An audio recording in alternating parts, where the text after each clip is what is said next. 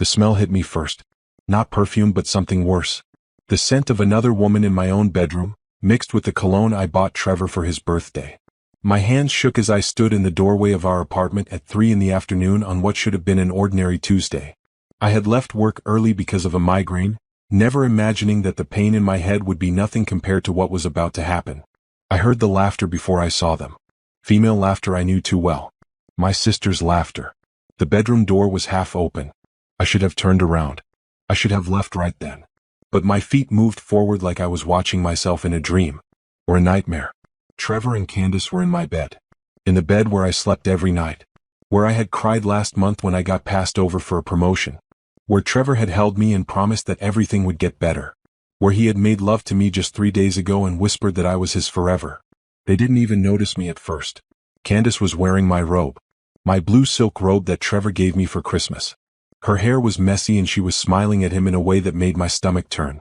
Trevor was leaning against my headboard like he owned the place. Like this was normal. Like this was okay. You should have seen her face when Mom suggested she lose weight, Candace said, giggling. She actually thought Mom was trying to help her. Trevor laughed. Your sister is so naive. She believes everything everyone tells her. It's almost sad. I know, Candace replied, running her fingers through her hair. But it makes everything easier, doesn't it?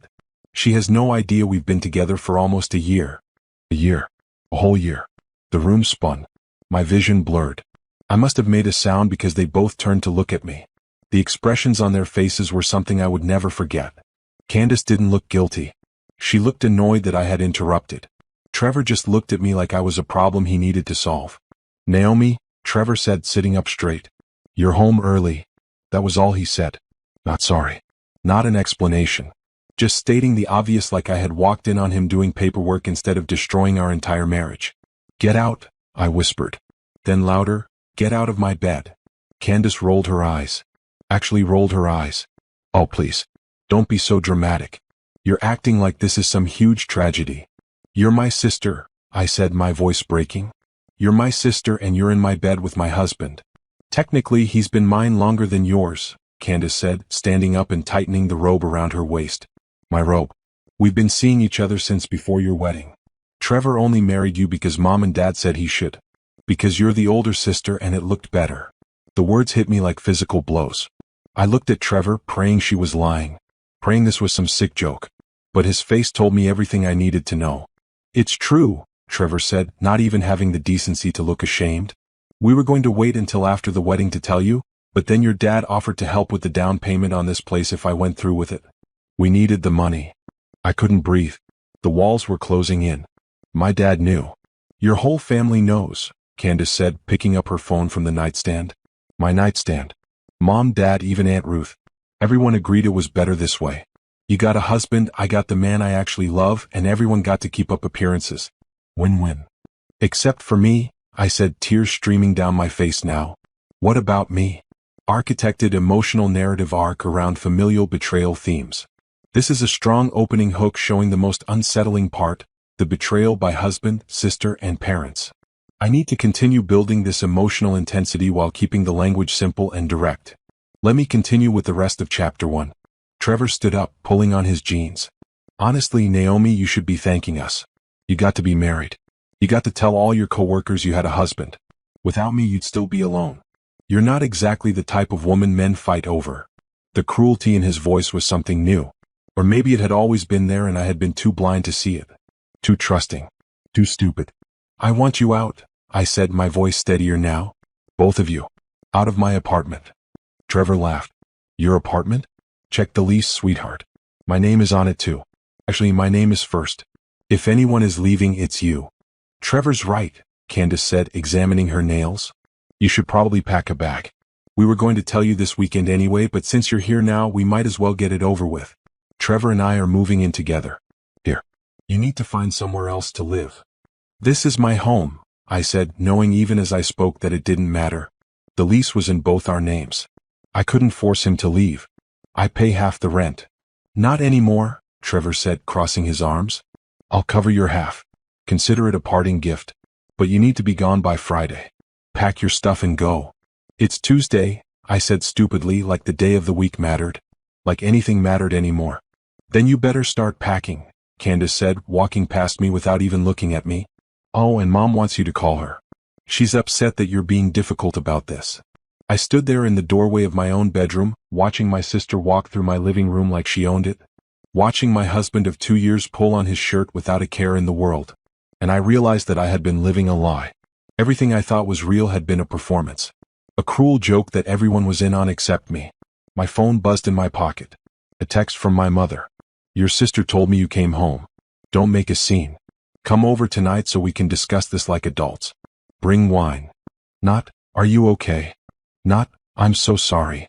Just an order to come over and bring wine. I walked into the bedroom, ignoring Trevor as he tried to say something. I pulled out a suitcase from under the bed and started throwing clothes into it. Toiletries. My important documents from the file cabinet in the closet. My laptop. My grandmother's jewelry box that Candace had always envied. Where are you going? Trevor asked, sounding almost concerned now. Almost.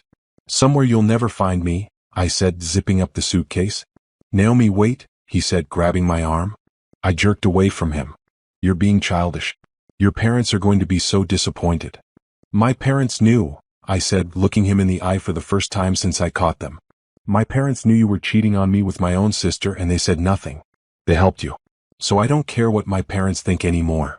I grabbed my purse, my suitcase, and walked out of the apartment. I didn't look back. I couldn't. If I looked back, I might fall apart right there in the hallway. My phone rang as I got to my car. My mother. I declined the call. She called again. I declined again. Then my father called. Declined. Then Candace. Declined. Then Trevor. I turned off my phone completely and drove. I didn't know where I was going. I just knew I couldn't stay there. Couldn't go to my parents' house. Couldn't go to anyone in my family. They had all known. They had all lied to me. For a year. Maybe longer. I ended up at a budget hotel near the highway. The kind of place that rented rooms by the hour and didn't ask questions. The clerk barely looked at me as I paid cash for 3 nights. The room was small and smelled like cigarette smoke, but it had a bed and a bathroom and a lock on the door.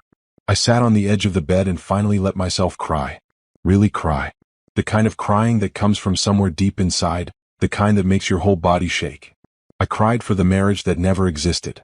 For the sister I thought I had. For the parents who chose appearances over their own daughter. For the life I thought I was building that turned out to be built on lies. My phone was still off. I was too afraid to turn it on. Too afraid to see how many messages they had sent. Too afraid that they would somehow track me down and force me to listen to more lies, more excuses, more explanations about why betraying me was actually good for everyone. The migraine that had sent me home early was now a full-blown explosion in my skull. I took some pain medicine from my purse and lay down in the dark. The ceiling had water stains. The air conditioner rattled. Traffic noise filtered through the thin walls. This was my life now. A cheap hotel room with all my belongings in a single suitcase. No husband. No sister. No parents.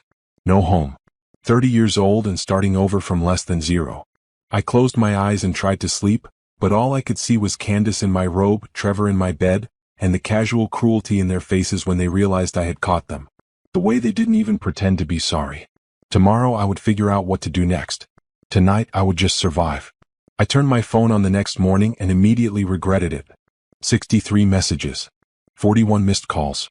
My phone buzzed continuously as more texts came through. My mother, you're being dramatic. Come home so we can fix this. My father, your sister is crying. You need to apologize to her. Apologize to her. I read that message 3 times to make sure I understood it correctly.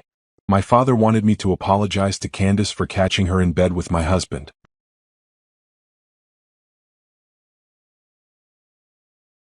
Trevor, you made me look bad in front of your sister. We need to talk. Candace, Mom is so upset. Why do you always have to be the victim? Just accept that Trevor and I are in love and move on. There were more. So many more. Aunts and uncles and cousins I barely talked to, all telling me I was overreacting. That family is forever. That I should forgive and forget. That I was being selfish for not thinking about how this affected everyone else. Not one person asked if I was okay. Not one person said they were sorry. I deleted every message without responding. Then I blocked every single number. My hands were shaking so hard I could barely press the buttons on my phone, but I did it.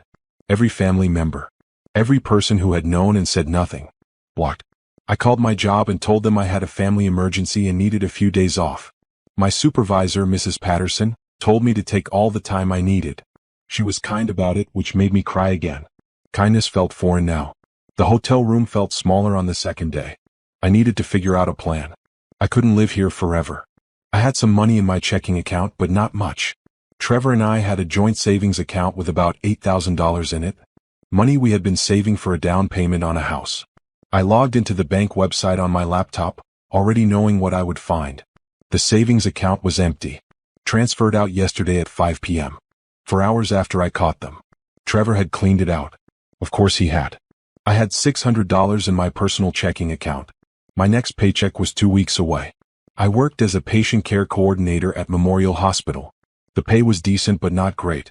Certainly not enough to afford a security deposit and first month's rent on a new apartment plus all the other expenses of starting over. My phone rang. An unknown number. I answered it without thinking. Naomi, it's your mother. Don't hang up. I should have hung up. I should have blocked this number too.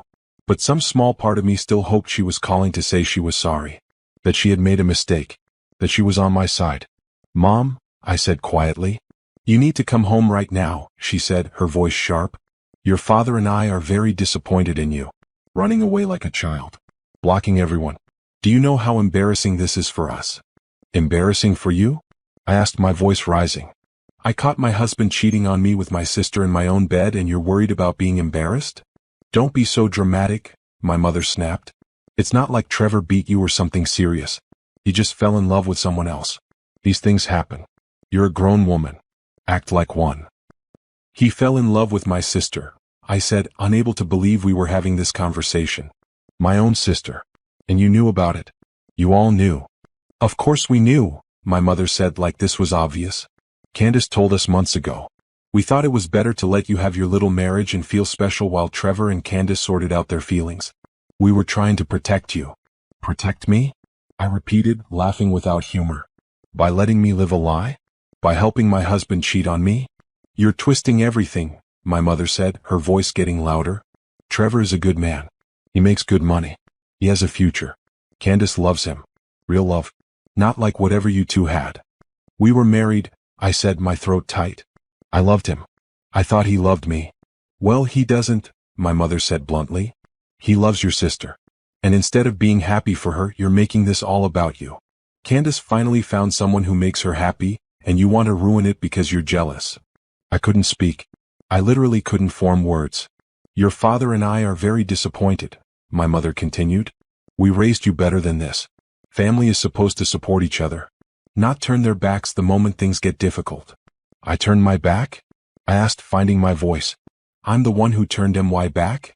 Yes, my mother said firmly. Candace needs you right now. She's planning a life with Trevor and you're being selfish.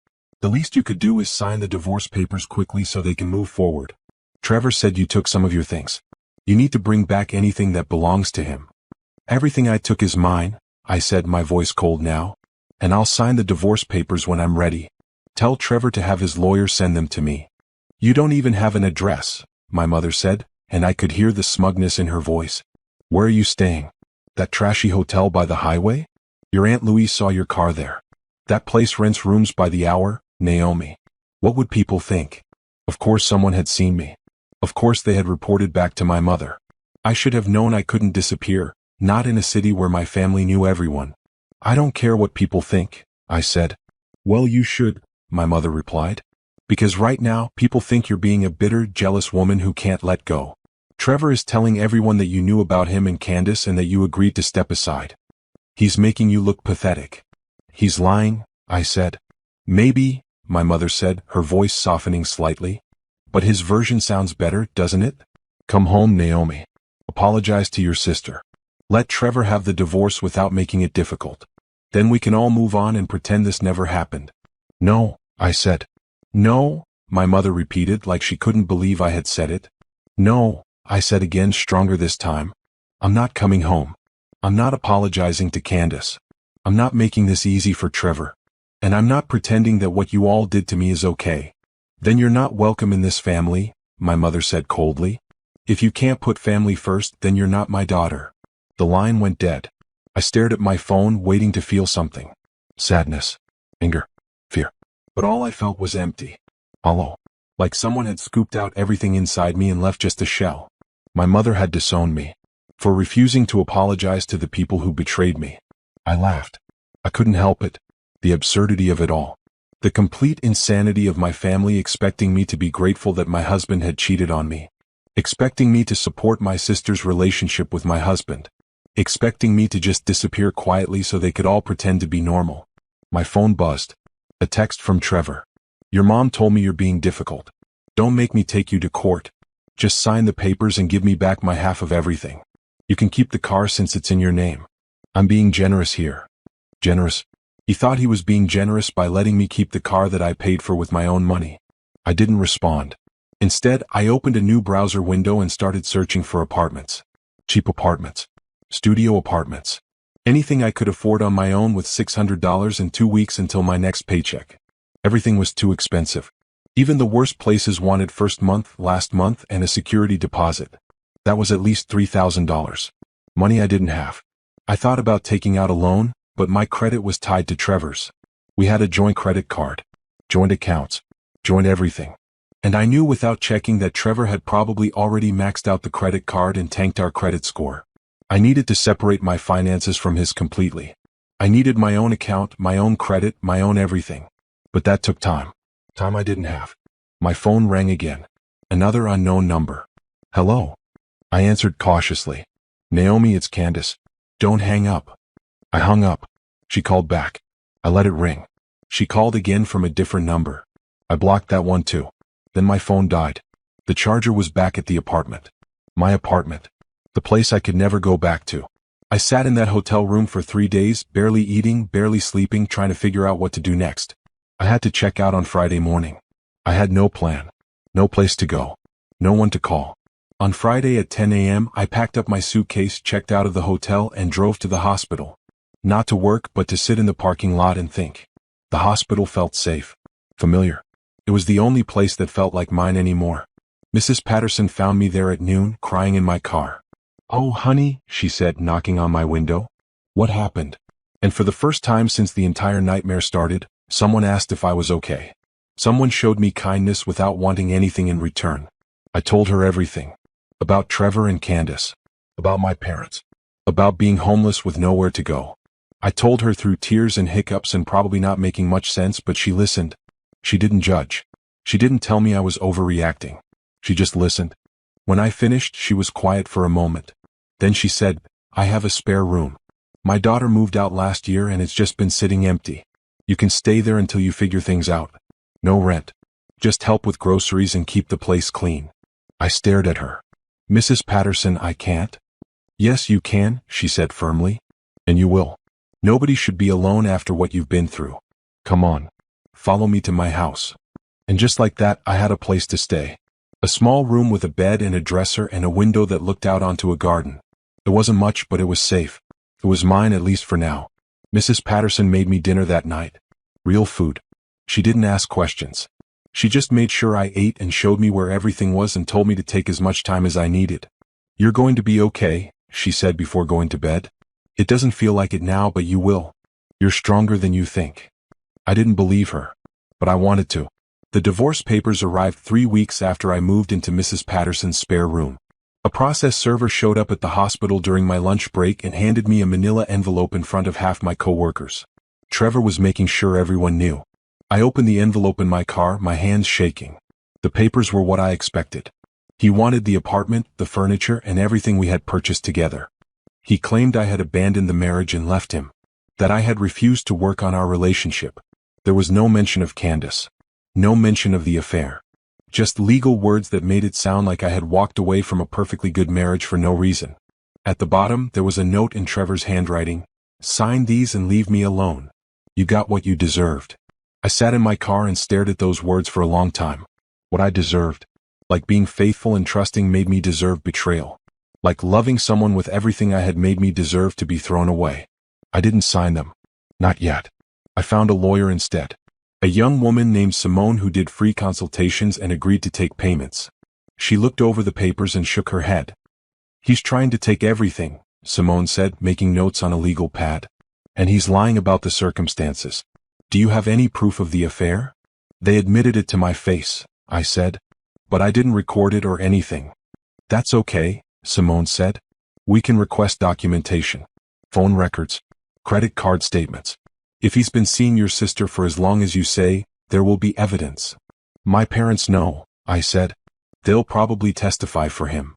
Let them, Simone said, her voice hard. Judges don't like families that gang up on one person. And they really don't like cheating spouses who try to gaslight their victims. We can fight this. I don't have much money, I admitted. I know, Simone said. But I'm not doing this for money. I'm doing this because what he did makes me sick. We'll work out a payment plan. First thing we do is file a response. Then we freeze all joint accounts and make sure he can't touch anything else. For the first time in weeks, I felt a small spark of something like hope. Maybe I wasn't completely powerless. Maybe I could fight back. I worked double shifts whenever I could. Morning shift at the hospital, then picking up evening shifts in the emergency department doing admin work. Mrs. Patterson helped by packing me lunches and making sure I ate breakfast before my early shifts. She never asked for rent, but I started buying all the groceries and paying for utilities anyway. It was the least I could do. At night, I took online courses. Business management, accounting, computer skills. Anything that might help me get a better job, make more money, build a real future. I studied until my eyes burned and my head ached, but I didn't stop. I couldn't stop. Stopping meant thinking. Thinking meant remembering. And remembering hurt too much. My phone stayed mostly silent now that I had blocked everyone. But sometimes texts would come through from new numbers. Always my family, always telling me the same things. That I was being stubborn. That Candace and Trevor were happy together. That I needed to move on. That I was ruining everyone's lives by refusing to just disappear. I never responded. I just blocked the new numbers and kept going. 6 weeks after moving in with Mrs. Patterson, I got a promotion at work. Nothing huge, but it came with a pay increase and better hours. My supervisor said I had proven myself reliable and hardworking. She had no idea that work was the only thing keeping me sane. The pay increase was $3 more an hour. It didn't sound like much, but it meant an extra $400 a month. I opened a new bank account at a different bank from the one Trevor and I had used. This account was only in my name. Only I could access it. Every paycheck, I deposited the minimum into my old account to keep it open, and everything else went into the new one. I started saving. Really saving. Every extra dollar went into that account. No eating out. No new clothes. No treats or splurges. Just work, save, repeat. At night, when I wasn't studying, I looked at houses online. Not to buy them, not yet. But to dream. To have a goal. I looked at small houses with gardens. Houses with porches. Houses that could be mine, all mine, with no one able to take them away from me. You thinking about buying a house? Mrs. Patterson asked one evening, seeing me looking at listings on my laptop. Maybe someday, I said. Seems impossible right now. Nothing's impossible, she said, sitting down next to me. My ex-husband left me with nothing 30 years ago. Told me I'd never make it on my own. I was working at a grocery store making minimum wage with 2 kids to feed. But I saved every penny. Took me 5 years, but I bought this house. All by myself. Best feeling in the world. How did you do it? I asked. By not giving up, she said simply. By deciding that my ex was wrong about me. By proving to myself that I was worth more than what he said I was. You'll do it too. I can see it in you. You've got that same fire I had. I wanted to believe her. Some days I almost did. 3 months after I moved in, Trevor called from a new number. I didn't recognize it, so I answered. Naomi, it's me, he said. I should have hung up. But I didn't. What do you want? I asked. I want you to stop playing games, he said, his voice angry. My lawyer said your lawyer is asking for discovery. Phone records, financial records, all kinds of stuff. This was supposed to be simple. You cheated on me with my sister, I said. Nothing about this is simple. That's not what the paperwork says, Trevor replied. The paperwork says we grew apart. That you left. Sign it and let's be done with this. No, I said. No, he repeated. You can't say no. I'm giving you a clean divorce. No alimony, no fights over money. Just sign and go. You emptied our savings account, I said. You took everything. That's not a clean divorce. That's theft. That was my money, Trevor said. I earned most of it anyway. You barely contributed. I contributed half, I said, my voice shaking with anger. Every month. For 2 years. That was my money too. Fine, Trevor said. I'll give you $1,000. That's more than fair. Sign the papers. No, I said again. Why are you being so difficult? He demanded. Candace and I want to move forward with our lives. We want to get married. You're holding everything up. Good, I said and hung up. My hands were shaking, but I felt something I hadn't felt in months. Power. Control. He wanted something from me and I had the ability to say no. I didn't sign the papers. Simone advised against it. Make him sweat, she said. Make him produce those records. Let's see exactly what he's been hiding. The records came back 2 weeks later. Text messages between Trevor and Candace going back 18 months. Credit card charges at hotels. Gifts purchased. Restaurant bills. Everything documented, everything proven. Candace had lied. They hadn't started seeing each other a year ago. It had been longer. Much longer. Trevor had been cheating on me almost from the moment we got married. This changes things, Simone said, reviewing the documents. We can go after the savings account money. We can make him pay for your legal fees. We can make this very expensive for him. I don't want his money, I said. I just want him out of my life. Then let's make sure he has no choice but to leave you alone, Simone said. Sign nothing until we've secured everything you're entitled to. 4 months after the divorce papers were served, we reached a settlement. Trevor would give me $4,000 from the savings account. He would take the apartment and all the furniture. He would pay my legal fees. And we would both walk away with a clean break. It wasn't everything I deserved, but it was something. $4,000. It wasn't much, but added to what I had saved, it gave me options. The divorce was finalized on a Tuesday morning in January. I sat in the courtroom while the judge signed the papers and made it official. Trevor wasn't even there. He had sent his lawyer to represent him. When it was over, I walked out of that courthouse a single woman. Alone but free. No husband. No family. No past holding me back. I went back to work that afternoon and put in my hours. That evening, Mrs. Patterson made my favorite dinner without me asking. She knew what day it was without me having to tell her. How are you feeling? She asked. Free, I said. And I meant it. That night, I updated my savings goal. I had $4,000 from the settlement, plus $3,000 I had saved on my own. $7,000. Not enough for a house yet, but enough to start planning seriously. I calculated how much I could save each month with my new salary. I researched first-time homebuyer programs. I studied mortgage rates and neighborhood pricing. I made spreadsheets and plans and timelines. 18 months. If I kept saving at my current rate and didn't have any major emergencies, I could have enough for a down payment in 18 months. It seemed impossible. But Mrs. Patterson had done it. Other people had done it. Maybe I could too. I worked harder. I took extra shifts. I clipped coupons and shopped sales and made every dollar stretch as far as it could go. I stopped looking at social media completely, not wanting to see pictures of Trevor and Candace or hear about their life together. They didn't exist to me anymore. My coworkers became my friends. Real friends who invited me to dinners and movies and game nights. Who celebrated when I got small promotions and raises. Who loaned me their professional clothes for interviews when I started applying for better positions. 6 months after the divorce, I was offered a position as a patient care manager. Better pay, better hours, better benefits. I took it without hesitation. My savings account grew. Slowly at first, then faster as I got better at budgeting and saving. 10,000, 12,000, 15,000. I started looking at houses seriously. Small houses in quiet neighborhoods. Places I could afford on my own. Places that would be mine with no one able to take them away. 1 year after the divorce, I had $20,000 saved.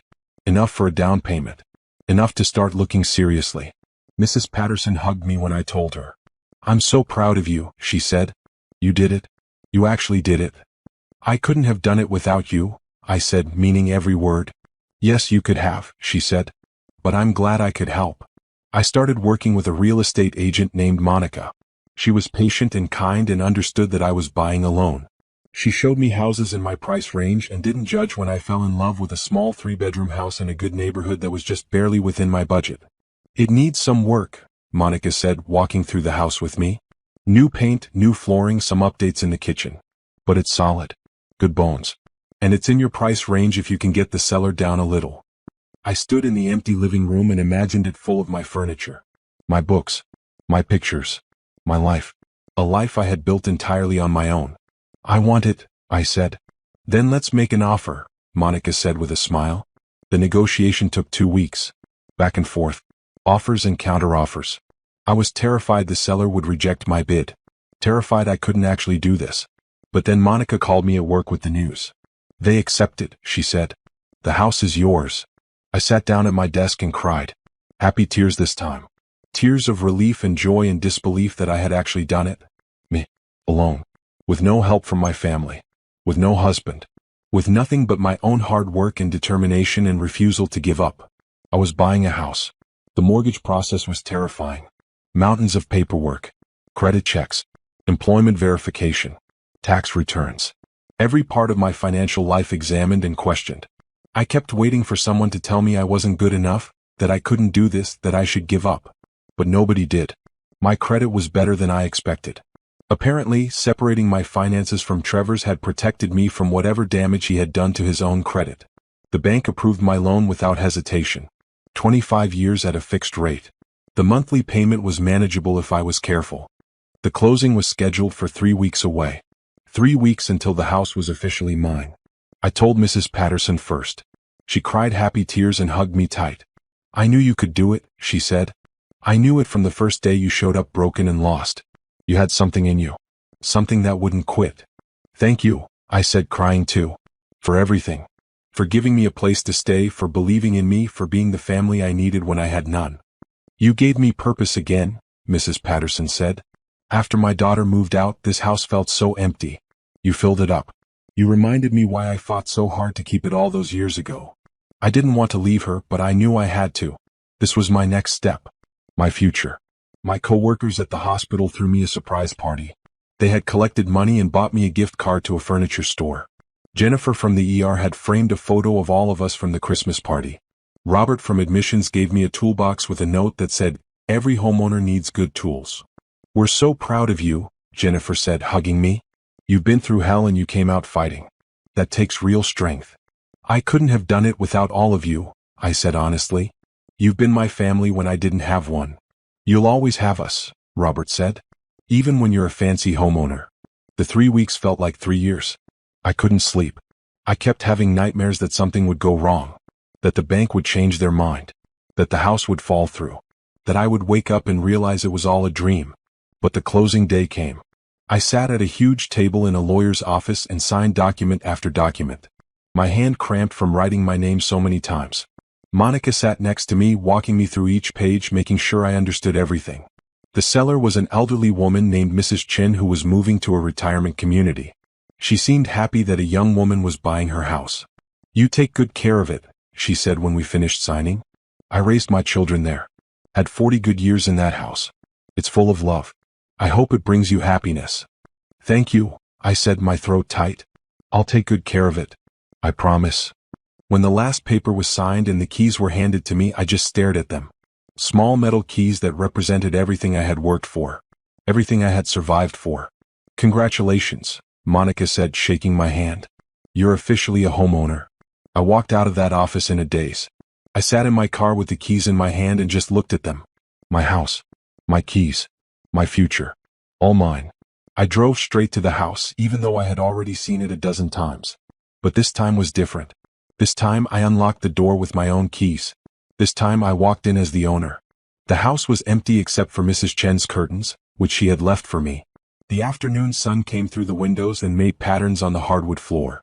The house smelled like fresh paint and possibility. I walked through each room slowly. The living room with its big windows. The kitchen that needed updates but had good counter space. The 3 bedrooms upstairs. The small bathroom that would need some work. The backyard with its old trees and overgrown garden. It was perfect. It was mine. I sat down on the floor in the empty living room and let myself feel everything. The relief. The pride. The joy. The fear. The loneliness of having no one to share this moment with. The satisfaction of having done it entirely on my own. My phone buzzed. A text from Mrs. Patterson. "How did it go?" "It's mine," I typed back. "I'm sitting in my house right now." My house. "I'm bringing over champagne," she texted. "Be there in 20 minutes. True to her word, Mrs. Patterson showed up with champagne, plastic cups, and Chinese takeout. We sat on the living room floor and ate and drank and celebrated. "To new beginnings," Mrs. Patterson said, raising her plastic cup. To new beginnings, I echoed, clinking my cup against hers. You going to tell your family? She asked carefully. I thought about it. Part of me wanted to. Part of me wanted to call my mother and father and Candace and Trevor and tell them all that I had made it without them. That they had been wrong about me. That I was stronger than they thought. But another part of me knew that telling them would just open the door to more drama. More manipulation. More attempts to bring me down or make my success about them somehow. No, I said finally. They don't get to know. This is mine. They don't get to touch it. Good, Mrs. Patterson said firmly. Keep it separate. Keep it safe. They don't deserve to share in your joy. We sat there until the sun set and the house got dark. Then Mrs. Patterson helped me measure the rooms and make a list of what I would need. Furniture, curtains, lamps, kitchen supplies, bathroom supplies. The list was long and overwhelming. One thing at a time, Mrs. Patterson said, seeing my expression. You don't have to do it all at once. Start with the basics. A bed, a couch, a table. The rest will come. She was right. Over the next 2 weeks, I slowly moved in.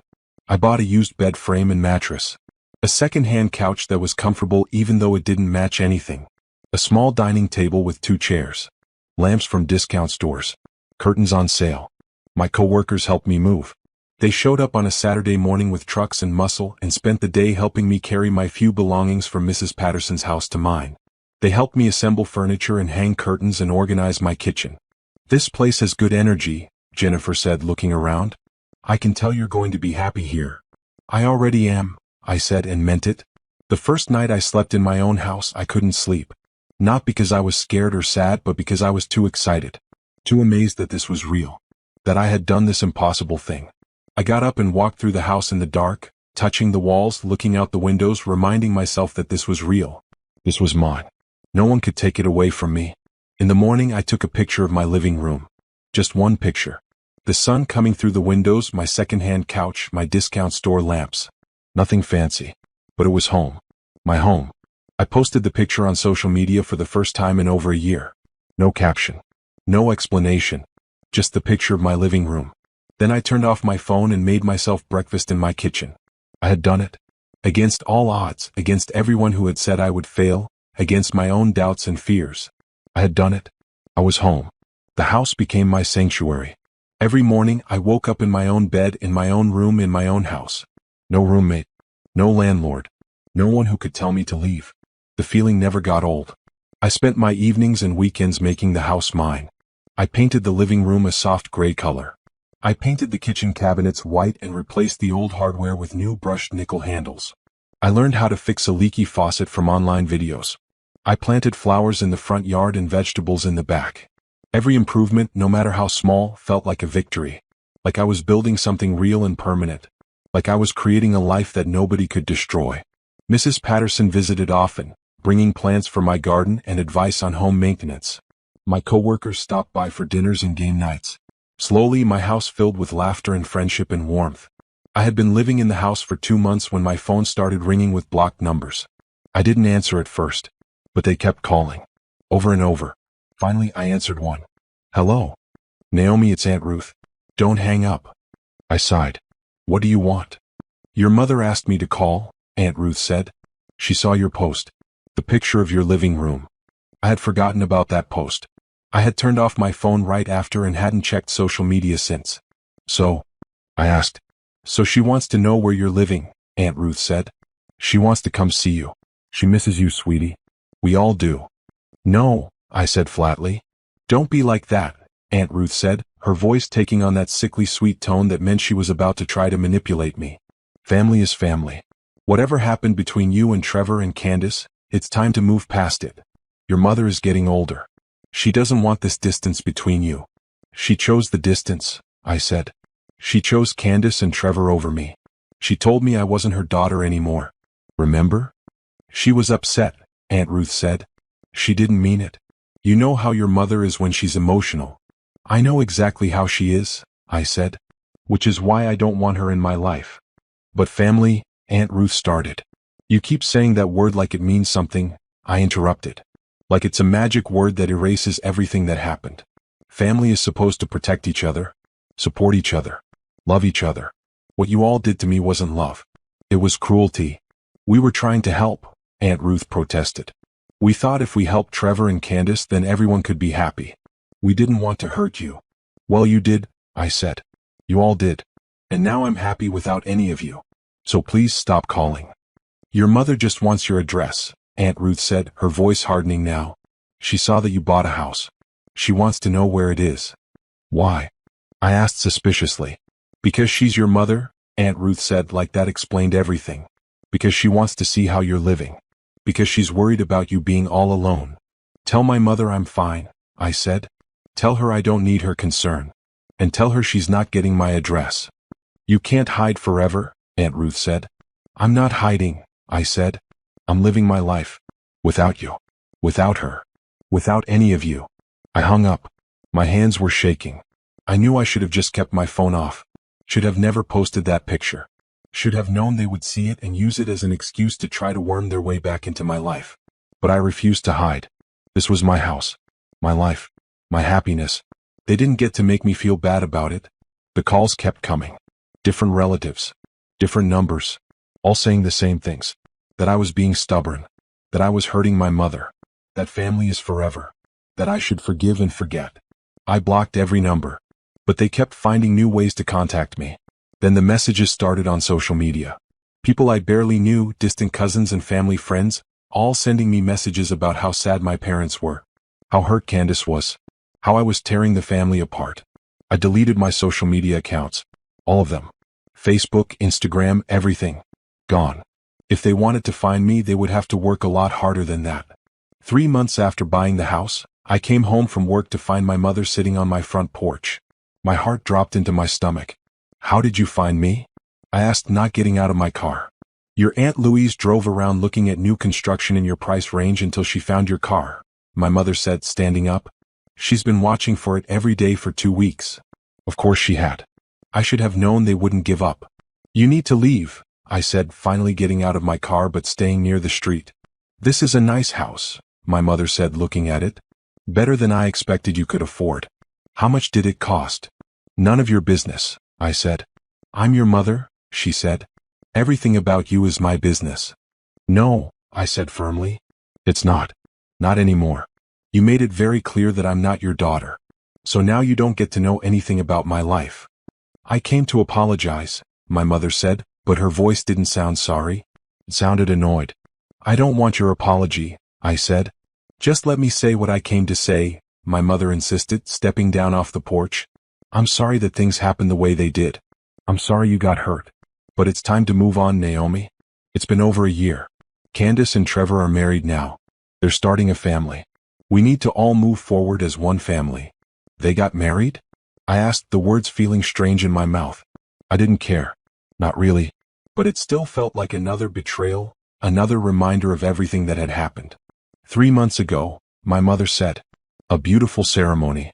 You would have been invited if you hadn't been so stubborn about everything. I'm not stubborn, I said, anger rising in my chest. I'm standing up for myself. There's a difference. Candace wants to apologize too, my mother continued like I hadn't spoken. She feels terrible about everything. She wants to have a relationship with you again. No, I said flatly. She's pregnant, my mother said, and there it was. The real reason for this visit. She's 3 months along. She wants her sister there for the birth. She wants her child to know their aunt. I laughed. I couldn't help it. The audacity of it all. Let me get this straight. Candace slept with my husband while we were married. She helped destroy my marriage. She said terrible things to me. She showed no remorse. And now she's pregnant with his baby and she wants me to what? Throw her a baby shower? Buy gifts? Pretend like we're one big happy family? Yes, my mother said simply. That's exactly what we want. That's what family does. Then I guess we're not family, I said. Don't say that, my mother said, her voice sharp. You don't mean that. I mean it, I said. I bought this house by myself. I built this life by myself. I did all of it without any of you. I don't need you. And I don't want you in my life. You can't afford this house on your own, my mother said, looking at it again with narrowed eyes. Who helped you? Who loaned you money? Nobody, I said, pride swelling in my chest despite my anger. I saved every penny myself. I worked double shifts. I lived on nothing. I did it all on my own. My mother's expression changed. She looked almost angry. You're lying. Your salary isn't high enough to save that kind of money. I got promoted, I said. Twice actually.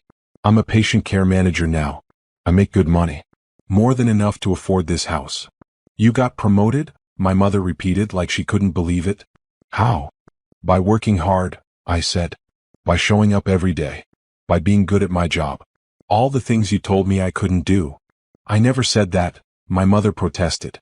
You said I wasn't good enough, I said, the memories flooding back. You said Trevor was lucky to have me because no other man would want me. You said I should be grateful he married me at all. You said I was too plain, too boring, too ordinary to ever amount to anything special. I was trying to motivate you, my mother said weakly. You were tearing me down, I said. Just like you always did. Just like you did to Candace until she became the golden child. Just like you do to everyone to control them. I don't control anyone, my mother said, her voice rising. I'm trying to hold this family together. You're the one breaking it apart.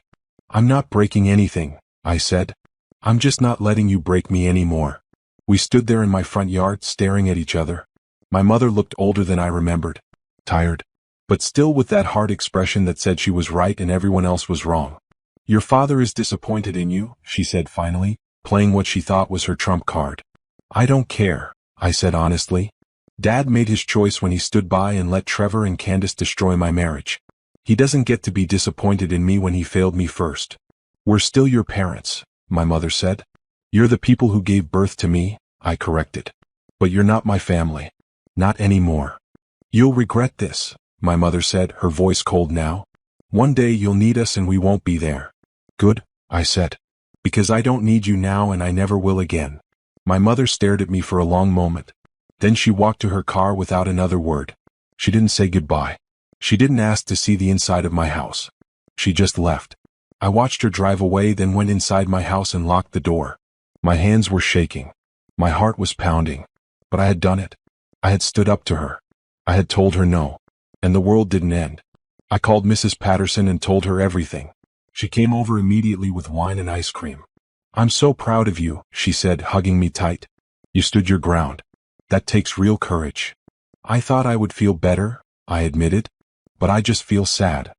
That's normal, Mrs. Patterson said. You're grieving the family you wanted, not the family you had. That's okay. It's part of healing. We sat on my couch and talked until late. About families that hurt instead of help. About building new lives after betrayal. About how sometimes the strongest thing you can do is walk away. They're going to keep trying, Mrs. Patterson warned. Now that they know where you live. Let them try, I said. This is my house. My sanctuary. They're not welcome here. And I meant it. They didn't give up. The next week, Trevor showed up at my workplace. He didn't come inside, but he waited in the parking lot until I got off my shift. I saw him leaning against his car and my stomach dropped. Naomi, he called out as I tried to walk past him to my car. Wait, please. We have nothing to talk about, I said, not stopping. Your mom told me you bought a house, he said, following me. I just wanted to say congratulations. I turned to look at him. He looked the same. Same brown hair, same easy smile, same confident stance. But now when I looked at him, all I saw was the man who had destroyed my life without a second thought. Congratulations. I repeated. You want to congratulate me? Yeah, he said like this was a normal conversation. It's a big deal buying a house. I'm impressed you managed it. Why are you here, Trevor? I asked, unlocking my car. Candace wants to talk to you, he said. She's really hurt that you won't return her calls or messages. Good, I said flatly. Come on, Naomi, Trevor said, and now I could hear the annoyance in his voice. Don't be like this. What happened between us is in the past. Candace is pregnant now. She needs her family. I'm not her family, I said. Not anymore. Yes, you are, Trevor said, stepping closer. I stepped back. She's your sister. Blood is blood. You can't just pretend she doesn't exist. Watch me, I said, getting into my car. You know what your problem is? Trevor said, leaning down to speak through my window before I could close the door. You hold grudges. You can't let things go. That's why you'll always be alone. I'd rather be alone than be with people who treat me like garbage, I said, closing the door in his face and starting my car. He banged on my window, but I drove away. My hands were shaking so hard I had to pull over 2 blocks away to catch my breath. How dare he? How dare he show up at my job and act like he had any right to talk to me? Like he could just appear and I would fall in line and do whatever he wanted. I called security at the hospital and told them about Trevor. They added him to a do not allow list and assured me they would remove him if he showed up again. But Trevor wasn't done. He started calling my coworkers. Jennifer got a call at home. Robert got contacted on LinkedIn. Trevor was telling people that I was keeping him from his child, that I was trying to destroy his marriage to Candace, that I was mentally unstable and spreading lies about him. None of my coworkers believed him. They all knew what had happened. They all supported me. But it was humiliating to know that he was trying to ruin my professional reputation. I called Simone, my lawyer. She sent Trevor a cease and desist letter. He ignored it. Then Candace started showing up at my house. The first time I pretended I wasn't home. The second time I told her through the door to leave. The third time I called the police. I just want to talk to my sister, Candace said to the officers, tears streaming down her face. She was showing now, her pregnant belly visible under her shirt. She won't answer my calls. I don't understand why she's being so cruel. Ma'am, the homeowner has asked you to leave, the officer said patiently. You need to respect that. But she's my sister, Candace said, crying harder now. I'm pregnant. I need her. You should have thought about that before you slept with her husband, I said through the door, unable to stay silent. The officer looked uncomfortable. Ma'am, you need to leave the property, he said to Candace. If you come back, you'll be charged with trespassing. Candace left, but not before leaving a long letter on my doorstep. I threw it away without reading it. My father started calling from different numbers. When I blocked him, he started emailing me at my work email. Long emails about family obligation and forgiveness and how disappointed he was in me. I set up an email filter that sent his messages directly to trash. But the worst came from people I barely knew. Extended family members. Old family friends. People who had been fed lies by my parents and Trevor and Candace. They sent messages saying I was cruel. Heartless. A bad person who was tearing a family apart. Some of the messages were nasty. Telling me I deserved to be cheated on. That no wonder Trevor left me. That I was bitter and jealous and needed therapy. I blocked them all. But the messages kept coming. Different platforms. Different accounts. Always the same theme. I was the villain. They were the victims. One night, I came home to find my front door had been egged. White and yellow yolk dripped down my door and onto my porch. It smelled terrible. I cleaned it up, installed security cameras, and called the police. They took a report but said without video evidence of who did it, there wasn't much they could do. The next week, someone slashed 2 of my tires while I was at work. The security cameras at the hospital caught Trevor doing it. I had him arrested. He spent one night in jail before Candace bailed him out. She called me from his phone, screaming about how I was trying to destroy their lives. About how I was jealous of their happiness. About how I was a terrible person for pressing charges against the father of her unborn child. I hung up and blocked the number. Trevor was charged with vandalism and harassment. He had to pay for my tires and was ordered to stay away from me and my property. But it didn't stop my family. My mother started posting on social media. Long posts about how her daughter had abandoned her family. How she was heartbroken. How she didn't know where she went wrong. She never mentioned my name, but everyone knew who she was talking about. People I went to high school with started commenting, offering their support to my mother. Saying what a shame it was that I had turned my back on my family. Some remembered me and sent me messages asking what happened, offering their sympathy when I told them the truth. But others just believed my mother's version. I deactivated the last remaining social media account I had. I was done trying to defend myself. Done trying to make people understand. If they believed my mother without ever asking for my side, then they weren't people I needed in my life anyway. Mrs. Patterson was furious on my behalf. They're not going to stop, she said. They're trying to bully you into giving in. I know, I said. But I'm not giving in. This is my life. They don't get to control it anymore. You might need to get a restraining order, Mrs. Patterson suggested. Against my whole family? I asked, laughing without humor. If that's what it takes, she said seriously. I thought about it. Really thought about it. But a restraining order felt like giving them power over me. Like they were important enough to warrant legal action. I decided to just keep blocking and ignoring and living my life. 4 months after buying my house, I was working in my garden when a car pulled up. A man I didn't recognize got out and walked up to me. Naomi, he asked. Who's asking? I said, standing up and holding my gardening shovel defensively. I'm Jeff, Candace's brother-in-law, he said. Trevor's brother. I just wanted to talk to you for a minute. No, I said. Get off my property. I'm not here to cause trouble, Jeff said, holding up his hands. I just wanted to say that I'm sorry for what my brother did to you. It wasn't right. What he did with Candace, it wasn't right. Our whole family knows it. I stared at him, surprised. Then why are you here?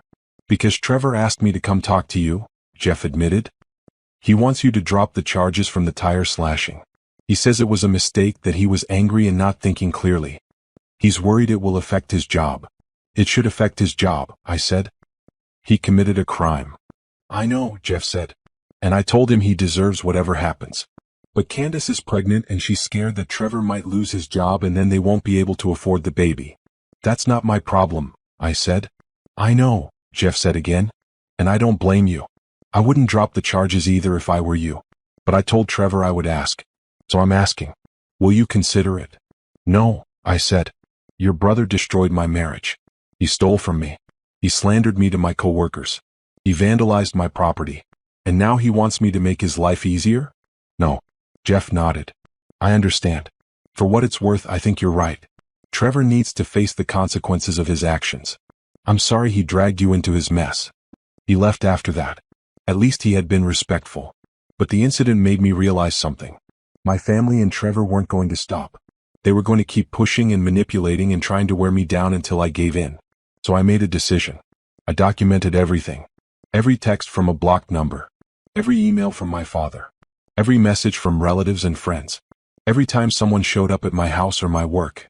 Every instance of vandalism or harassment. I took all of it to Simone. I want a restraining order, I said. Against all of them. Trevor. Candace. My parents.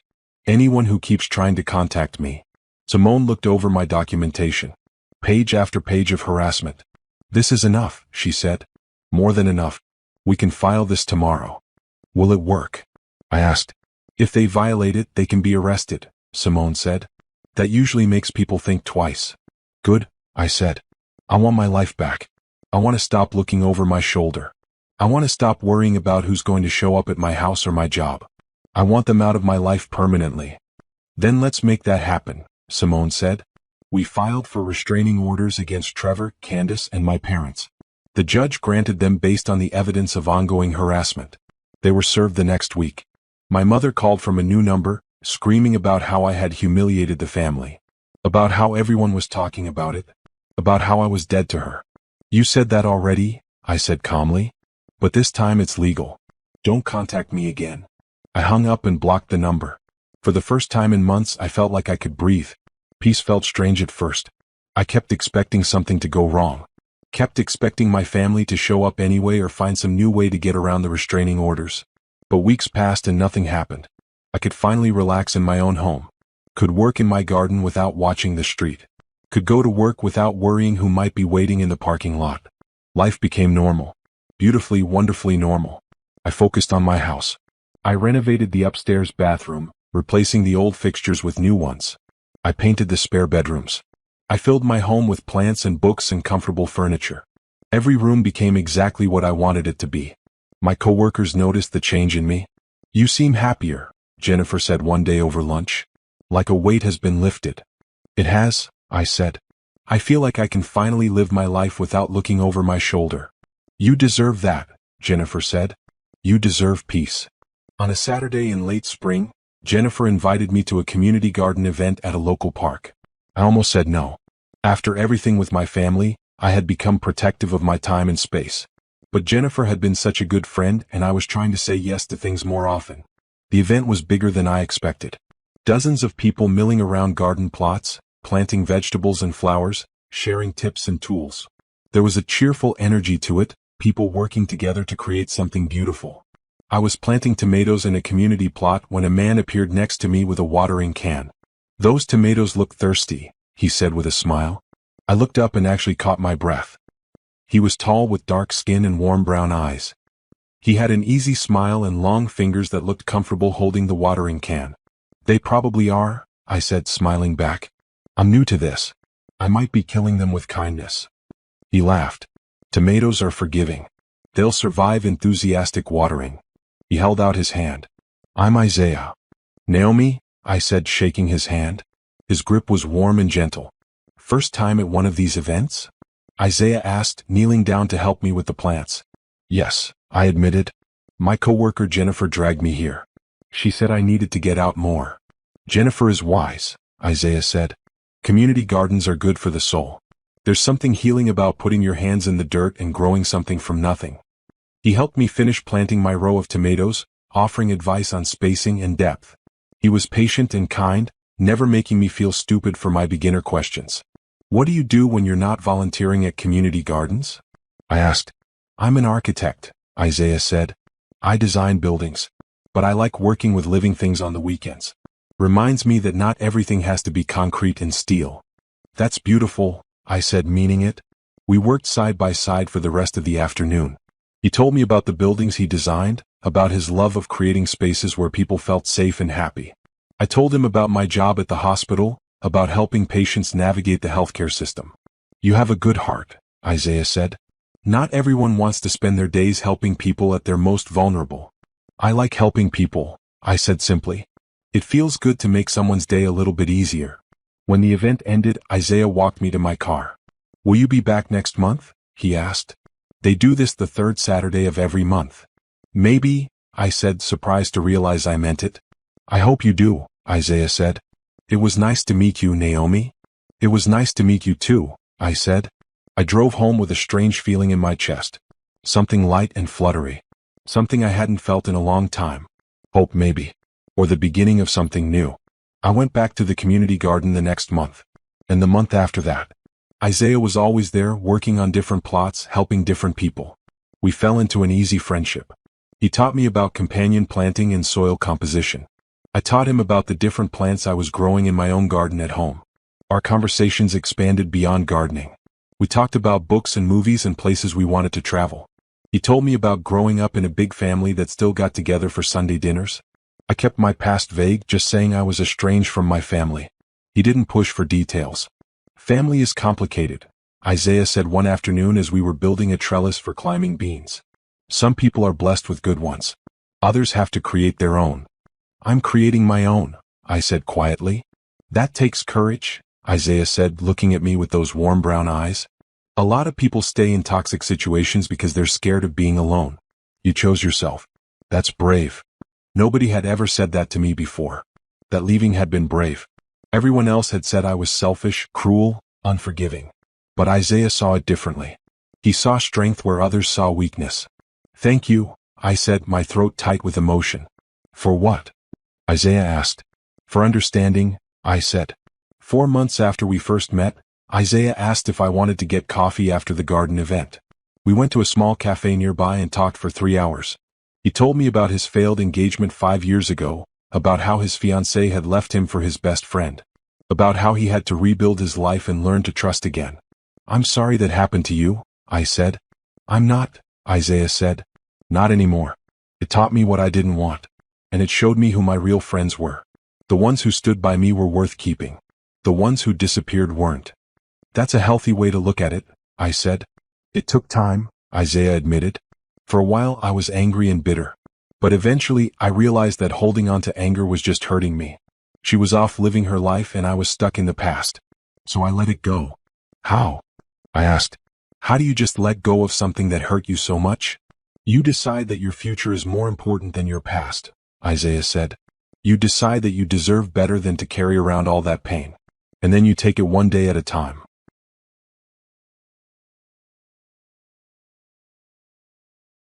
We started seeing each other outside of the garden events. Coffee dates turned into dinner dates. Dinner dates turned into long walks in the park.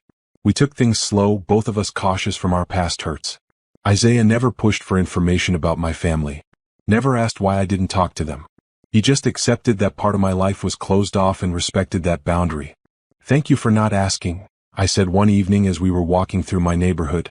You'll tell me when you're ready, Isaiah said simply. Or you won't. Either way is fine. Your past is yours to share or not share. Most people want to know everything, I said. I'm not most people, Isaiah said with a smile. I'm interested in who you are now. The past made you who you are, but it doesn't define you.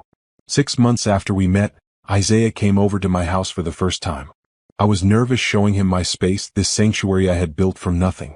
But he walked through each room with genuine appreciation. "This is beautiful," he said, standing in my living room. "You can feel the love you put into it. Every detail is intentional. This is a home, not just a house." "Thank you," I said, blushing. "It's my favorite place in the world." "I can see why," Isaiah said. "It's peaceful here. Like you created your own little paradise." We cooked dinner together in my kitchen. He was handy with a knife and made me laugh with stories about cooking disasters from his bachelor days. We ate on my back porch, watching the sunset and talking about nothing and everything. "I like spending time with you," Isaiah said as the sky turned dark. "I like spending time with you too," I admitted. "Can I be honest with you about something?" Isaiah asked. "Always," I said. "I'm falling for you," Isaiah said, looking at me with those warm brown eyes. "I know we're taking things slow and I respect that. But I wanted you to know. My feelings are real." My heart pounded. Part of me wanted to run. Part of me wanted to protect myself from ever being hurt again. But another part of me, the brave part, wanted to take the risk. "I'm falling for you too," I said quietly. "It scares me. But it's real." "We'll take it at your pace," Isaiah said, reaching across the table to hold my hand. "No pressure. No expectations. Just us figuring this out together." "Okay," I said, squeezing his hand. Together. That night, after Isaiah left, I sat on my porch and thought about how far I had come. A year and a half ago, I had been broken and alone with nothing but a suitcase and $600. Now I had a house, a career, real friends, and someone who made me feel valued and respected. I had built a life worth living. A life I had created entirely on my own. And now, maybe, I was ready to let someone share it with me. Not because I needed them to complete me, but because I wanted to share my happiness with someone who appreciated it. For the first time in my entire life, I felt whole. I should have known the peace wouldn't last. It was a Sunday afternoon in early fall. Isaiah and I were in my kitchen making soup, laughing about something silly, when there was a loud knock on my front door. I froze. Isaiah noticed immediately. "You okay?" he asked. "I don't know who that could be," I said, moving toward the door cautiously. Through the peephole I saw them. All of them. My mother, my father, Trevor, and Candace. Candace was very pregnant now, her belly huge under her coat. My blood ran cold. "Don't open it," Isaiah said quietly, somehow understanding without being told. But my mother was already yelling through the door. "Naomi, open this door right now. We need to talk to you." "Go away," I called through the door. "You have restraining orders. You're not supposed to be here." "Those restraining orders are ridiculous," my father said. "We're your family. We have a right to talk to you." "No, you don't," I said. "Leave or I'm calling the police." "Just give us 5 minutes," my mother said, her voice taking on that pleading tone that used to make me feel guilty. "Candace is about to have her baby. She wants you there. She needs you." "I don't care," I said, pulling out my phone. "You're really going to call the cops on your own family?" Trevor asked through the door. "That's low even for you." "You slashed my tires," I said. "Don't talk to me about low." "That was a mistake," Trevor said. I was angry. I apologized. "No, you didn't," I said. "You never apologized. You just wanted me to drop the charges." Isaiah stood behind me, his presence solid and reassuring. He didn't say anything, just stayed close, letting me handle it but making it clear I wasn't alone. "Who's in there with you?" my mother demanded.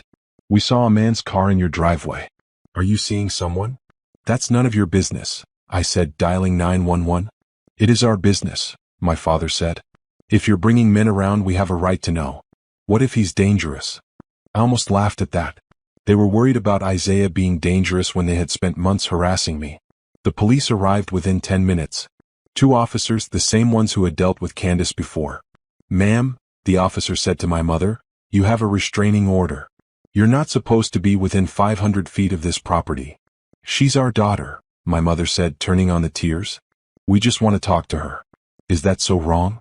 "When there's a restraining order, yes," the officer said firmly. "All of you need to leave now." "This is ridiculous," Trevor said. "She's keeping a grandmother from her grandchild. That's cruel." "The baby isn't born yet," I said from behind my closed door. "And even when it is, I won't be its grandmother. I'm not part of this family anymore." "You'll always be part of this family," my mother said, reaching toward the door. The officer gently but firmly moved her back. "Ma'am, you need to leave," he said. "If you don't leave voluntarily, I'll have to arrest you for violating the restraining order. You're going to arrest a grandmother? Candace said, starting to cry. I'm pregnant. I just want to see my sister. You should have thought about that before you slept with her husband, Isaiah said from behind me. Everyone went silent. My mother's mouth fell open. My father looked shocked. Trevor's face turned red. Who are you? My mother demanded. Someone who respects Naomi, Isaiah said calmly. Which is more than any of you have ever done. You don't know anything about us, my father said. I know enough, Isaiah said. I know you all violated a restraining order to come here and harass her. I know you're trying to manipulate her with guilt. And I know she's better off without you. How dare you, my mother started, but the officer interrupted. Everyone needs to leave now, he said, or you'll all be arrested. They left, but not before my mother turned to shout one last thing through the door. This isn't over, Naomi. You can't hide from family forever. After they were gone and the police had taken statements and left, I stood in my living room shaking. I'm sorry, I said to Isaiah. I'm so sorry you had to see that. Don't apologize, Isaiah said, pulling me into a hug. I'm sorry they put you through that. You stood up for me, I said, my voice muffled against his chest. Of course I did, Isaiah said. They were wrong. Everything about what they did was wrong. I started crying then. Not sad tears but angry tears. Frustrated tears. Tears that I had been holding in since they showed up at my door. Why won't they just leave me alone? I asked. Why do they keep trying to force their way back into my life? Because they can't accept that you don't need them anymore, Isaiah said. Because your independence threatens their idea of how things should be. Because controlling you made them feel important, and now you've taken that power away. I just want them to disappear, I said. They will, Isaiah said. Eventually they'll realize you mean it and they'll move on. Or they'll get in legal trouble and have to stop. Either way, they'll leave you alone eventually. How do you know? I asked. Because you're stronger than they are, Isaiah said. And they know it. That's why they're so desperate. We spent the rest of the evening on my couch, not talking much, just being together. Isaiah stayed until late, making sure I was okay before he left. Call me if anything else happens, he said at the door. Anytime. Day or night. Thank you, I said. For everything. For being here. For understanding. Always, Isaiah said, kissing my forehead gently. After he left, I checked all my locks twice. Rechecked the security camera footage. Made sure everything was secure. But I knew it didn't matter. If my family wanted to find a way to get to me, they would. The next day at work, my supervisor called me into her office. Naomi, I need to talk to you about something. My stomach dropped. What is it? We got a call from someone claiming to be your mother, she said carefully. She said you're having a mental health crisis and that we should be concerned about your stability. That's not true, I said immediately. My mother and I are estranged. She's been harassing me. I have restraining orders against my family. I know, my supervisor said. I told her that we had no concerns about your performance and that she should not contact this office again. I just wanted you to know it happened. Thank you, I said, relief washing over me. I'm sorry she's bringing this to my workplace. Don't be sorry, my supervisor said. You're not responsible for their behavior. But I wanted you to be aware in case she tries something else. She did try something else.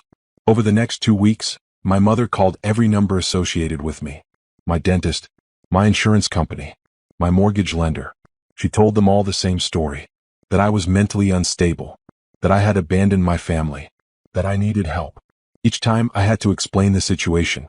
Show documentation of the restraining orders. Prove that I was fine and that she was the one harassing me. It was exhausting. Humiliating. And exactly what she wanted. She wanted to make my life difficult. She wanted to punish me for daring to cut her out of my life. But I didn't break. I documented everything. Sent copies to Simone. Built an even stronger case against them. We can file for contempt of court, Simone said. They're clearly violating the spirit of the restraining order even if they're not physically near you. Do it, I said. I want this to stop. But before we could file, something happened that changed everything. Trevor got fired from his job. The criminal charges from slashing my tires had finally caught up with him. His employer had a zero-tolerance policy for violent crimes, even misdemeanors. And apparently he and Candace blamed me. The message came through on social media from an account I didn't recognize. The profile picture was blank. The message was from Candace. I hope you're happy. Trevor lost his job because of you. We have a baby coming in 3 weeks and no income. You're destroying our family. I hope you can live with yourself." I stared at the message for a long time. Part of me, the old me, felt guilty. Felt like maybe I should help somehow. But the new me, the stronger me, knew better. I screenshot the message, sent it to Simone, and blocked the account. "This is good evidence," Simone said when I called her. "It shows continued harassment and attempts to blame you for the consequences of his actions. We'll add it to the contempt filing." "They're not going to stop, are they?" I asked. "Not until they face real consequences," Simone said. "But we're building a case that will make it impossible for them to keep this up. Trust the process." 3 days later, my father showed up at the hospital. Not inside, but in the parking lot, waiting by my car. Security escorted him off the property before I even knew he was there.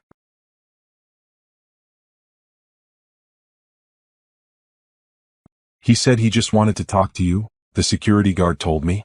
"Said it was urgent. I told him he needed to leave or I'd call the police."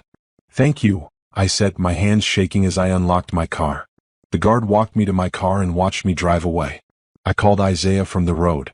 "They showed up at my work again," I said. "I'm coming over," Isaiah said immediately. "Are you home yet?" "Almost," I said. He was at my house before I was, waiting in his car in my driveway. I felt safer just seeing him there. We went inside and he made me tea while I called the police to report my father's violation of the restraining order. They said they would add it to the record but couldn't arrest him unless he was caught in the act. "This is never going to end," I said, sitting at my kitchen table with my head in my hands. "Yes, it will," Isaiah said firmly. "They're escalating because they're desperate. That means they're running out of options. This is the storm before the calm." "How do you know?" I asked. "Because I've seen this pattern before," Isaiah said. "My ex and her new boyfriend tried something similar after we split. They couldn't accept that I had moved on and was happy without them. They escalated until they crossed a line and faced real consequences. Then they stopped." "What line did they cross?" I asked. "They showed up at a project site where I was working and caused a scene in front of my clients," Isaiah said. "Threatened my professional reputation. I got a restraining order and pressed charges for harassment. They backed off real quick when they realized I wasn't going to tolerate it.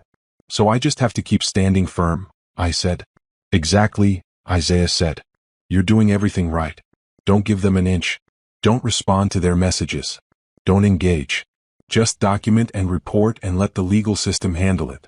That night, Isaiah stayed over for the first time. Not because we were taking that step in our relationship, but because he didn't want me to be alone. He slept on my couch while I slept in my bed, but knowing he was there made me feel safe. In the morning, we had breakfast together in my kitchen. It felt domestic and sweet and normal in a way I hadn't experienced in years. "Thank you for staying," I said. "You don't have to thank me," Isaiah said. "I care about you. I want you to feel safe." "I do," I said. "When you're here, I do." 2 weeks later, Candace had her baby. I found out through a message from an aunt who hadn't gotten the memo about not contacting me. "Your sister had a beautiful baby girl. 7 pounds, 3 ounces.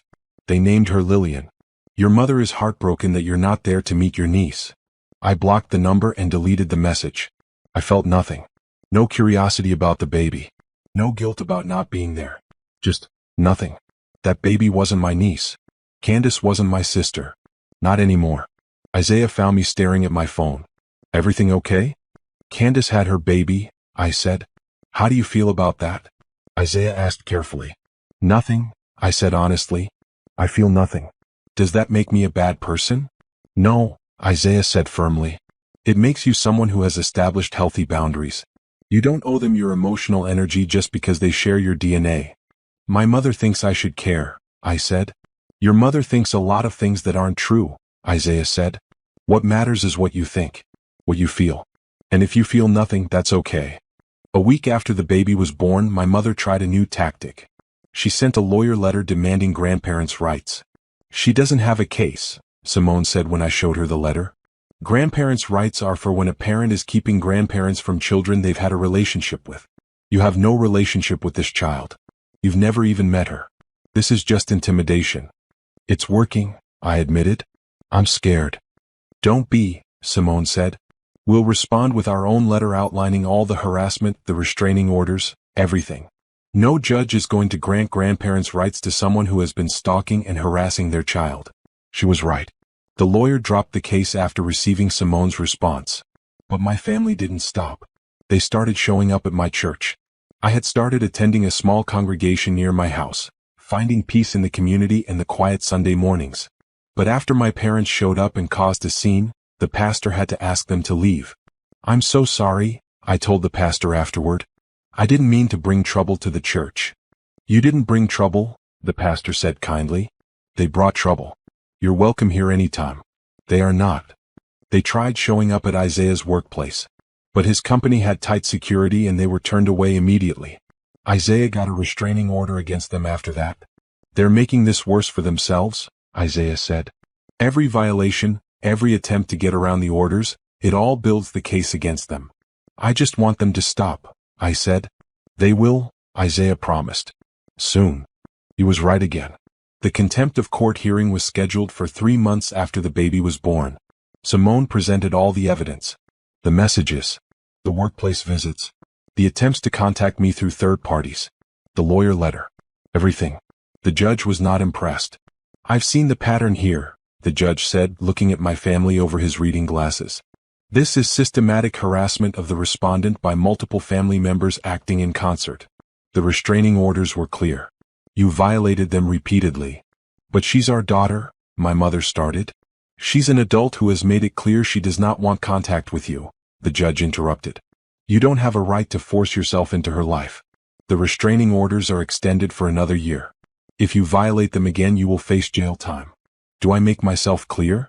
"Yes, Your Honor," my father said quietly. My mother said nothing, just glared at me. After the hearing, Simone turned to me with a smile. "That's it. They know now that there are real consequences. They'll stop." "You really think so?" I asked. "I know so," Simone said. "The threat of jail time is real. They won't risk it." She was right. After the hearing, the harassment stopped.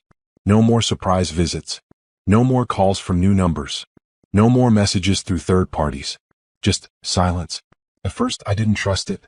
I kept waiting for the other shoe to drop. But days turned into weeks and weeks turned into months and they stayed away.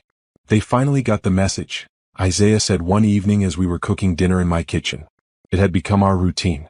He came over after work most days and we cooked together, talking about our days and making plans for the weekend.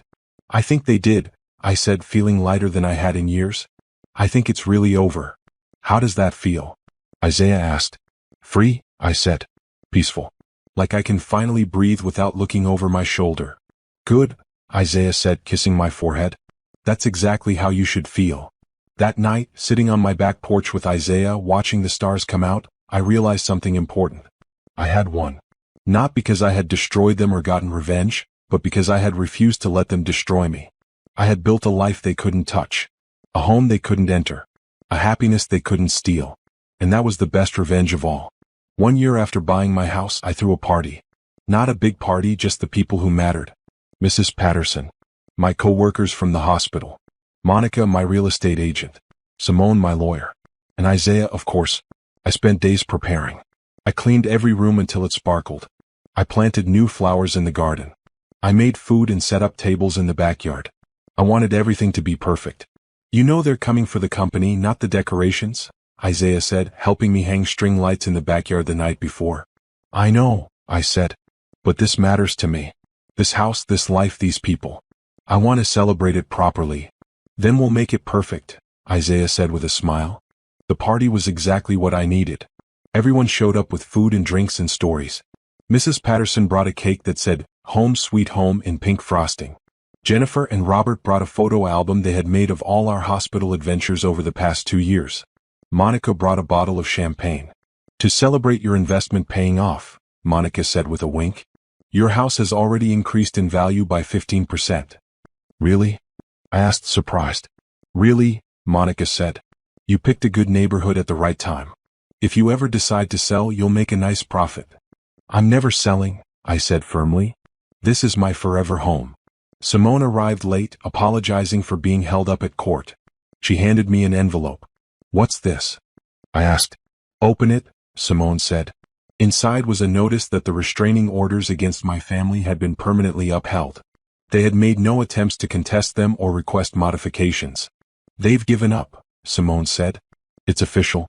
They can't contact you ever again without facing serious legal consequences. I hugged her, tears in my eyes. Thank you. For everything. For fighting for me when I didn't think I was worth fighting for. You were always worth it, Simone said. You just needed someone to remind you of that. As the sun set and the string lights came on, creating a warm glow over my backyard, I looked around at all these people who had become my chosen family. Mrs. Patterson laughing with Jennifer. Robert trying to teach Simone his terrible dance moves. Monica taking pictures of the garden to show her other clients. And Isaiah standing next to me, his hand in mine, looking at me with those warm brown eyes that made me feel safe and valued and loved. Thank you for coming into my life, I said to him quietly. Thank you for letting me in, Isaiah replied. I know it wasn't easy for you to trust again. You made it easy, I said honestly. You've been patient and kind and you've never pushed me for more than I was ready to give. Because you're worth the wait, Isaiah said. And because I want this to be real, not rushed. It is real, I said. More real than anything I've ever had before. Good, Isaiah said, pulling me closer. Because I'm not going anywhere. As the party went on around us, Isaiah and I stood in my backyard under the string lights and I realized something profound. I was happy. Truly, deeply, completely happy. Not because I had gotten revenge on the people who hurt me. Not because they were suffering or missing out on my life. But because I had built something beautiful from the ashes of my old life. I had a home I loved. A career I was proud of. Friends who felt like family. And someone who saw me for who I truly was and loved me anyway. 2 weeks after the party, Isaiah asked me something important. We were sitting on my front porch on a Saturday morning, drinking coffee and watching the neighborhood come to life. I've been thinking, Isaiah said carefully, about us, about the future. Okay, I said, suddenly nervous. I'm not asking you to marry me, Isaiah said quickly, reading my expression. I know it's too soon for that, but I want you to know that I see a future with you. A real future. And I want to make sure you see the same thing. I do, I said softly. I see it too. Good, Isaiah said, relaxing. Because I'm falling more in love with you every day, and I wanted to make sure I wasn't alone in that. You're not alone, I said, reaching for his hand. I love you too. It was the first time either of us had said those words. They hung in the air between us, precious and important. I love you, Isaiah said again, like he was testing how it felt. I really love you. I really love you too, I said, laughing at how nervous we both were. We sat there on my porch, holding hands and smiling like fools, and I felt complete in a way I never had before. 6 months later, Isaiah's lease was up on his apartment. I've been looking at new places, he said one evening over dinner at my house. Find anything good? I asked. Actually, I was wondering, Isaiah said, looking at me with those warm eyes. What would you think about me moving in here? With you? My heart skipped. Really? Really? Isaiah said. If you're not ready, that's okay. But I hate leaving here every night. I want to wake up next to you. I want to build a life with you. In this house that you love so much. Yes, I said without hesitation. Yes, I want that too. Isaiah moved in a month later. It was strange at first, sharing my space that had been just mine for so long. But it was also wonderful. Having someone to cook with every night. Someone to share morning coffee with. Someone to work in the garden with on weekends. He brought his own touches to the house. His books on the shelves. His plants in the window. His blueprints spread across the dining table when he was working on a project. The house felt fuller. Happier. Like it had been waiting for him all along. One morning, 6 months after Isaiah moved in, I woke up to find him already in the kitchen making breakfast. The smell of coffee and bacon filled the house. Sunlight streamed through the windows. I could hear birds singing in the garden. I stood in the doorway of my kitchen, watching the man I loved cooking in my house, our house, and felt overwhelming gratitude. Gratitude for Mrs. Patterson who gave me a place to stay. Gratitude for my coworkers who became my family. Gratitude for Simone who fought for me. Gratitude for the courage I found to leave a toxic situation. Gratitude for this house that gave me stability and peace. Gratitude for Isaiah who loved me without trying to fix me. You okay? Isaiah asked, noticing me standing there. I'm perfect, I said honestly. I'm exactly where I'm supposed to be. Come eat, Isaiah said with a smile. I made your favorite. As I sat down at my kitchen table in my house with the man I loved, I thought about how far I had come. From that awful day when I discovered the betrayal to this beautiful morning full of peace and love. My family had tried to destroy me. They had tried to make me believe I was nothing without them. They had tried to take everything from me, but they had failed. I had built a life so full of love and joy and purpose that they couldn't touch it. I had proved them wrong in the best way possible, by being happy without them.